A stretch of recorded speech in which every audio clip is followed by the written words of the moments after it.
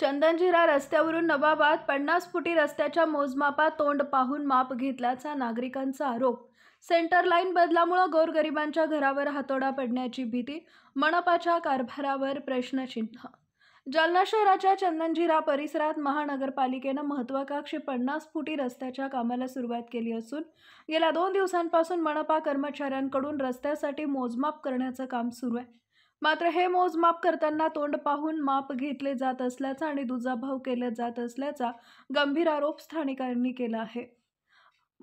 मध्यरेषा वारंवार बदलल्या जात असल्याचा घोळ होत असल्याचा नागरिकांचा आरोप आहे। या विकास कामांमुळे ज्यांच्या घरावर हातोडा पडणार अशा नागरिकांमध्ये तीव्र नाराजी पसरली आहे।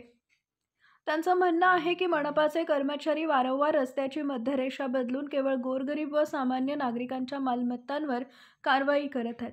त्यामुळे नागरिकांनी प्रशासनाच्या दुटप्पी धोरणाकडे लक्ष वेधलंय। सुंदरनगर ते पोलीस स्टेशन मागील रस्ता प्रत्यक्षात 60 फूट रुंद असतानाही तो केवळ फुटांचा बनवण्यात आला। याउलट मौलाना आझाद चौक ते एकता चौक पुलापर्यंत बनवण्यात येणारा हा रस्ता नागरिकांची घरे पाडून 50 फुटाचा बनवला जात आहे। काही लोकांच्या सांगण्यावरून सेंटर लाईन हलतीये। सर्वात गंभीर बाब म्हणजे या 50 फुटी रस्त्याची मध्यरेषा सरळ रेषेमध्ये न जाता काही विशिष्ट प्रभावशाली लोकांच्या सांगण्यावरून इकडे तिकडे हलवली जात असल्याचा थेट आरोप नागरिकांनी केलाय। यामुळे सामान्य नागरिकांचं नुकसान होत असल्याचं सांगण्यात येतंय। वास्तविक पाहता 50 फुटाचा रस्ता तयार होत असल्यानं अनेक नागरिकांच्या घरावर बुलडोझर चालणार आहे। त्यामुळे स्थानिक नागरिकांची मनपाला कळकळीची मागणी आहे की मनपानं सेंटर लाईन इकडे तिकडे न हलवता ती पूर्णतः अचूक आणि सरळ मध्यभागीमध्ये घ्यावी। त्यामुळे रस्त्यांचे कामही पूर्ण होईल आणि अधिकाधिक लोकांची घरं पडण्यापासून वाचतील।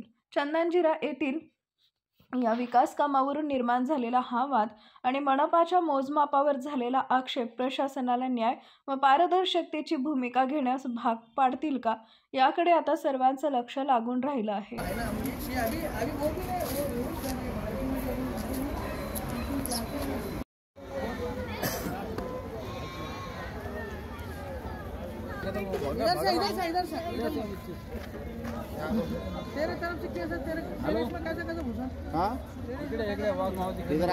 काय समस्या तुमची?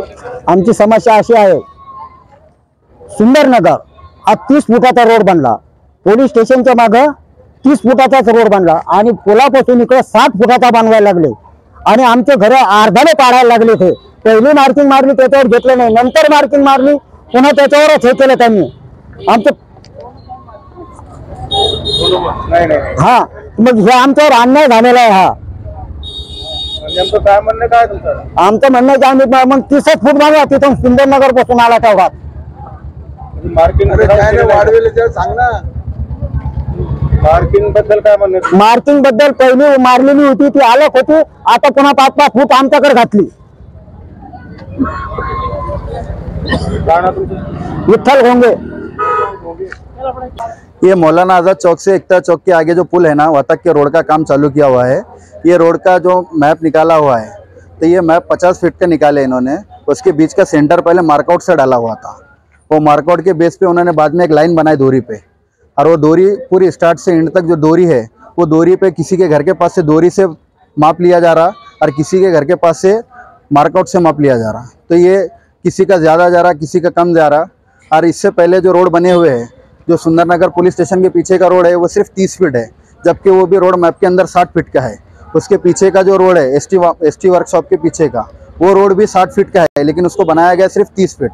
तो ये गांव के अंदर का रास्ता है, ये डीपी रोड है माना जाता है, लेकिन अभी इसकी इतनी ज़रूरत है नहीं। तो इस हिसाब से सिर्फ जितना रोड वो बनाए 30 फीट, उतना ये बनाना चाहिए। कि इतना बड़ा बनाकर लोगों के घर जो तोड़े जा रहे हैं, तो ये इंसाफ कहाँ का है? मार्किंग के बारे में क्या बोल रहा है? मार्किंग जो है, तो जो सेंटर डाला हुआ है, तो वो सेंटर से दोनों साइड का लिया जाना चाहिए।